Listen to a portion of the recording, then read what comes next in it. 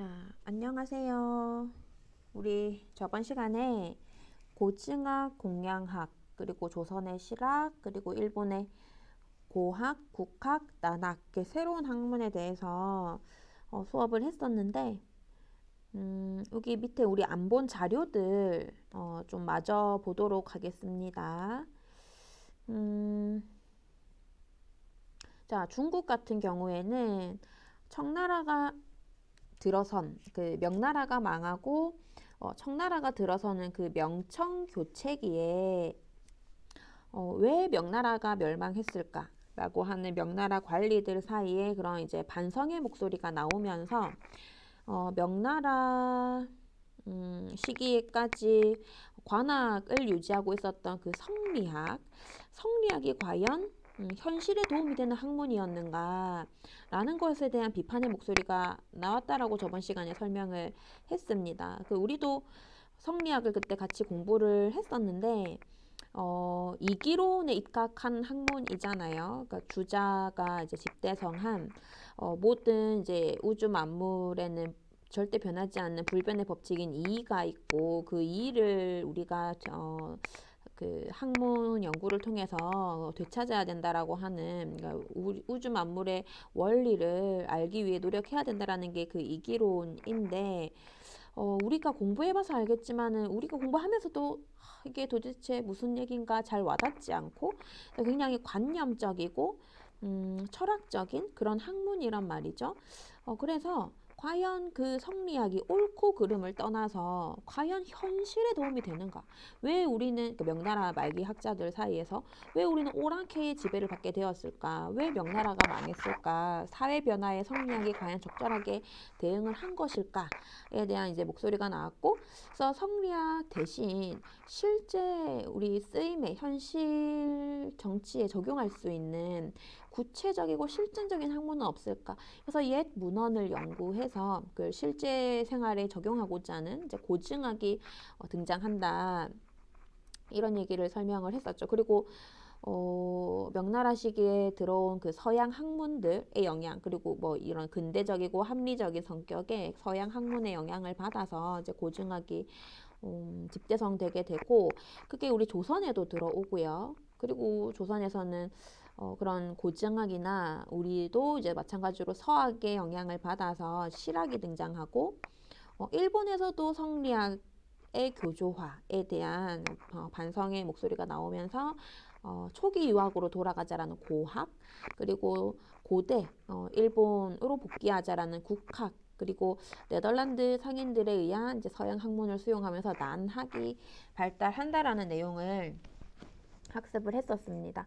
자, 이 시기에 이 정치적인 새로운 정치 개혁에 대한 목소리도 대두되게 되는데요. 중국의 황종희 그리고 정약용, 우리나라 정약용이 이 정치 개혁에 대한 목소리를 높입니다. 그래서 이 두 가지 자료를 볼 텐데, 먼저 황종희의 군주제도 비판 보면 중국도 그렇고 우리나라도 그렇고 이 당시 이제 기본적인 정치 체제는 전제군주제라고 할 수가 있죠. 그러니까 황제 그리고 이제 왕이 있었고 그 황제와 왕은 절대적인 권력을 누렸던.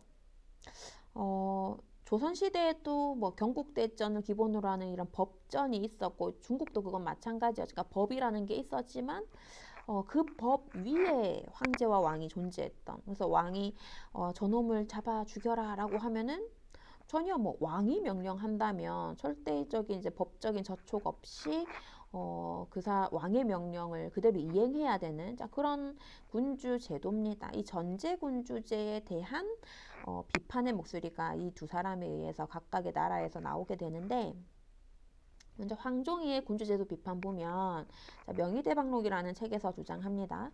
옛날에는 천하 사람이 주인이고 군주는 객이었다. 여기서 이제 천하 사람은 일반 백성을 얘기를 할 거고 군주는 이제 황제죠. 중국에서는. 그리고 객이었다. 그러니까 손님이었다. 일반 백성이 주인이고 황제가 손님이었는데, 그러니까 주된 위치는 이제 일반 백성들이 중심이 되었는데 군주가 일생 동안 경영한 것은 천하를 위한 것이었다. 그러니까 백성들을 위한 거라는 얘기죠. 근데 지금은 군주가 주인이고 천하가 객이다. 뒤바뀌었다라는 거죠. 무릇 천하가 안녕을 얻지 못하는 건 군주 때문이다. 그러니까 지금 나라가 편안하지 못한 것은 바로 군주 때문이다. 군주가 백성을 위한 정치를 해야 되는데 그렇지 않고 스스로가 주인인 노릇을 하고 있다는 거죠. 그래서 만약 군주가 없다면 사람들이 각자의 이로움을 취할 수 있을 것이다. 자, 여기서 핵심 요지를 찾아 밑줄을 그어보라고 했거든요. 여기서 말하고자 하는 것은 군주가 없다면 사람들은 각자의 이로움을 취할 수 있을 것이다. 오히려 군주가 없다면 백성들 스스로 개개인의 이로움을 취할 수 있을 것인데 이 군주가 백성을 위한 정치를 하지 않고 스스로가 주인인 노릇을 하고 있으니 나라가 편안하지 못하다라는 얘기를 하고 있고요. 자, 정약용의 군주론 보면 백성이 살면서 한 사람의 이웃과 다투어 해결을 보지 못하자 공정한 말을 잘하는 한 노인을 찾아가 해결을 받다. 자, 그래서 이 어떤 마을에서 갈등이 일어났을 때 이 다툼을 해결을 못하고 있었는데 어느 한 노인을 찾아가서 해결을 본 거야. 자, 이 노인은 본인이 이때까지 살아온 삶의 경험을 바탕으로 이제 이런 지혜롭게 그 갈등을 해결해 준 거죠. 그래서 이웃들이 막 다 감복했어. 그래서 그 노인을 추대해서 이정으로 삼았습니다. 자, 이게 지금 그러니까 살짝 지우고 그 고을의 우두머리 정도로 이해를 하면 될 것 같아요. 언제지지? 자, 어쨌든 그래서 이상과 같은 사정과 성사를 밟아서 여러 고을의 우두머리들이 여기서 여러 고을의 우두머리들은 아까 얘기했던 이제 이정이겠죠. 백성들은 그 마을의 이정을 추대하고 그 마을에 이제 지혜로운 사람 그리고 그 이정들은 또 한 사람을 추대해서 지방 장관을 정했고 그리고 이 지방 장관들은 또 한 사람을 추대해서 황왕이라 했으니 이제 이거는 군주겠죠. 황왕의 근본은 이정에서 시작된 것이다.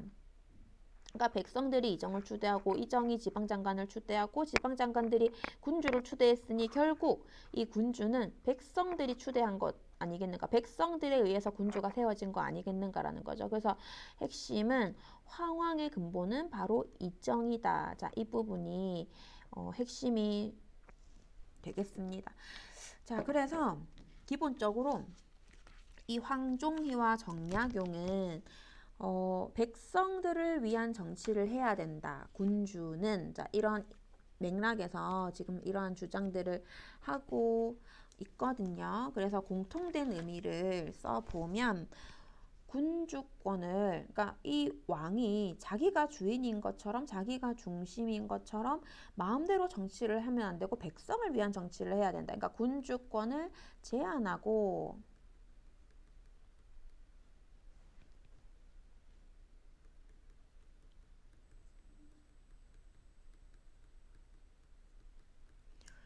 위민 정치를 실현해야 된다라는 맥락이에요. 위민 정치는 백성을 위한 백성민자 백성을 위한 정치를 해야 된다라는 의미인데 다만 우리가 좀 기억해야 될 것은 일반 백성이 진정한 주인으로서 정치에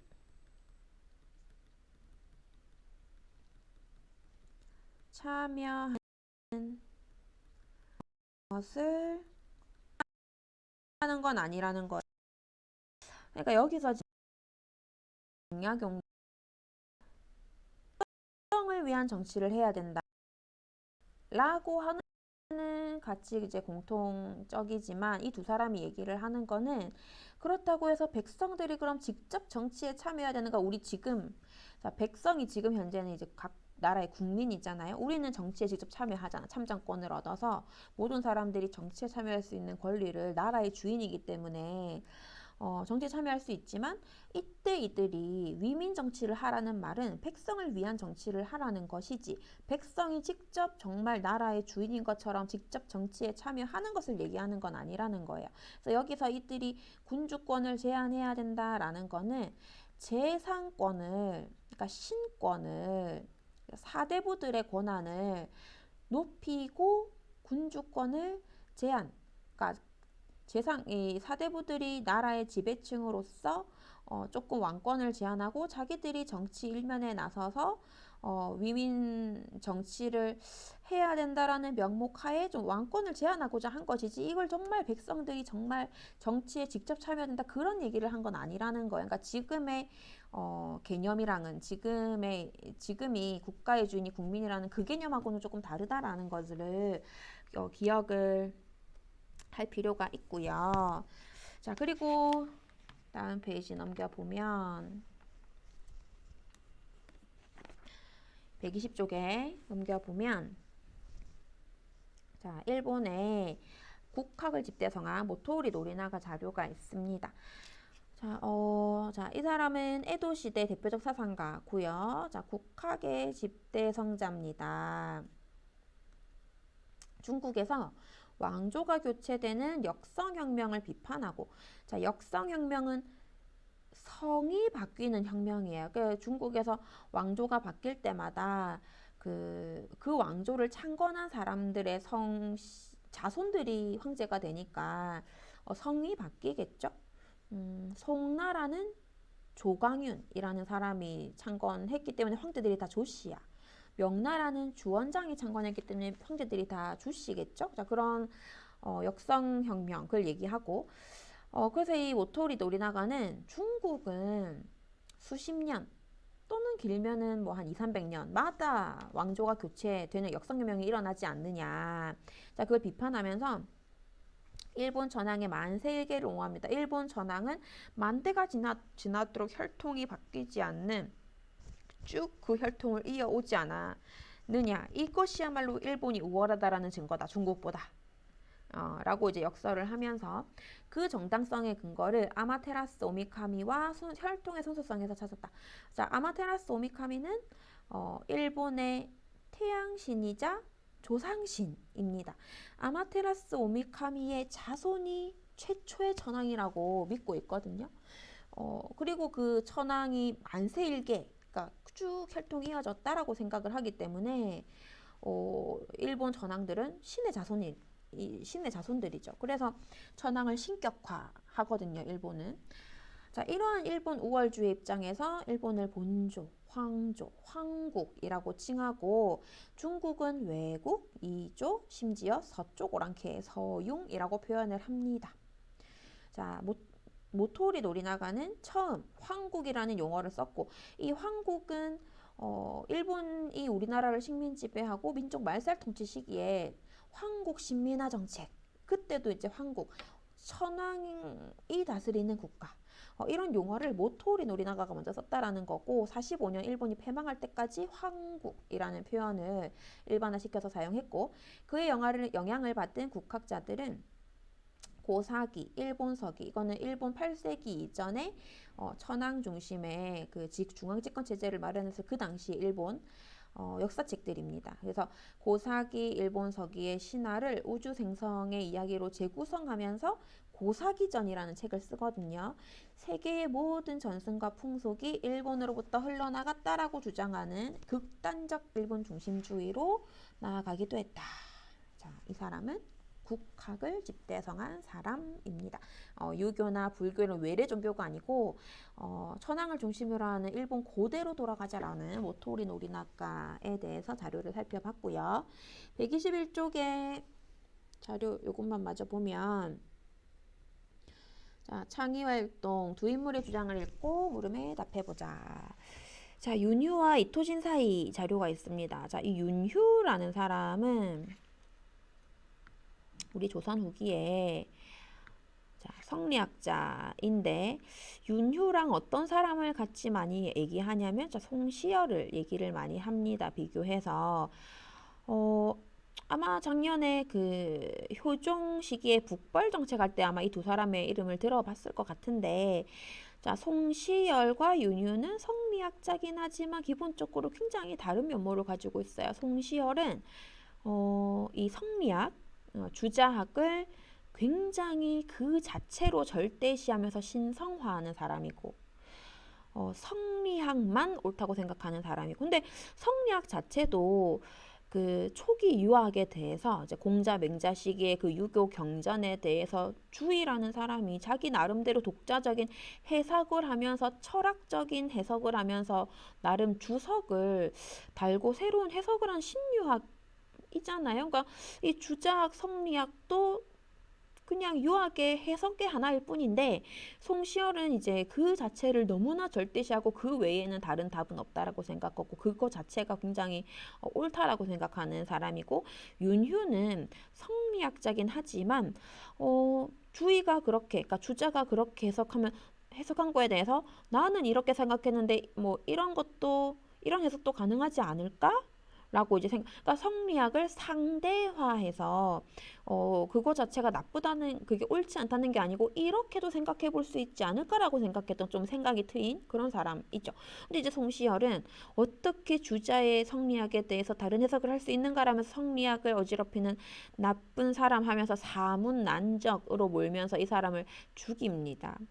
자, 그래서 이 윤유에 대한 글을 보면 나의 젖을 의도는 주자의 해석과 다른 설을 제기하는 게 아니고 다만 의문 생기는 점을 기록했을 뿐이다. 이런 점은 좀 생각해 볼 수 있지 않을까? 이렇게. 자, 그런데 송시열은 나를 이단이라고 배척했다. 그의 학문은 전혀 의심하지 않고 주자의 가르침이라면 덮어놓고 이론을 용납하지 않다. 그냥 주자의 가르침이라면 그거 자체가 옳다고 생각하고 전혀 의심하지 않는데, 나는 다만 조금 의문 생기는 점이 생긴 것을 질문했을 뿐인데 그 나를 이단이라고 배척했다. 이 사람은 결국 죽습니다. 자, 그리고 이토 진사이 보면 이 사람은 일본의 고학을 창시한 연구한 사람이고요. 자, 송대 성리학자가 말하는 이라는 근원적 실제가 있고 난 뒤에 기가 있다. 이 이기론이잖아. 우리 성리학에서는 이라고 하는 불변의 법칙이 있고 기가 있다. 기보다는 이가 우선 된다라고 성리학자들은 생각한 설명, 우주 만물을 해석한다고 얘기했었죠. 그래서 이라는 근원적 실제가 있고 난 뒤에 기가 있다. 천지가 존재하기 전에 이가 있다. 자, 성리학자들이 말한다는 거야, 보통 이렇게. 근데 이런 학설은 모두 억측이다. 이는 뱀의 다리를 그려넣거나, 우리 뱀은 다리가 없어요. 그런데 그냥 제대로 실제로 보지도 않았으면서 사람들의 말만 듣고 뱀에게 다리를 그려 넣는다는 거지. 그러니까 엉터리라는 거지. 머리 위에 또 머리를 이게 하는 것으로 실제로 본 게 아니다. 이기론이라는 게 우주 만물에 불변하는 법칙이 있고 그게 드러나는 현상은 기라고 하고, 이거는 관념적으로 설명하는 것일 뿐 그거 자체를 사람들이 보고 실증적으로 연구한 게 아니지 않느냐, 이런 거죠. 그래서 성리학에 대해서 좀 회의적인 시각을 가지면서 초기 유학으로 돌아가자. 실제로 보고 얻은 게 아니다. 잠시. 자, 그래서 이 이토 진사이도 그 성리학에 대한 비판적인 시각을 가진 사람이라고 할 수가 있고요. 가와 나 주장이 대두한 공통된 배경은 성리학의 교조화, 그 자체를 절대시하는 이런 모습에서 이 두 사람의 주장이 나왔다라고 할 수 있고, 가와나 주장 이후에 나타난 학문적 동향 하면 이제 우리나라에서는 이러한 성리학의 지나친 성리학의 신봉에 대해서 이제 실학이 등장하고요. 일본에서는 고학, 국학, 난학 이라고 하는 새로운 학문이 등장한다라는 얘기는 앞에서 했기 때문에 자, 따로 쓰지 않도록 하겠습니다. 자, 지금 동아리 시간인데 동아리 애들이 와가지고 잠시 끊었었습니다. 자, 수고했습니다.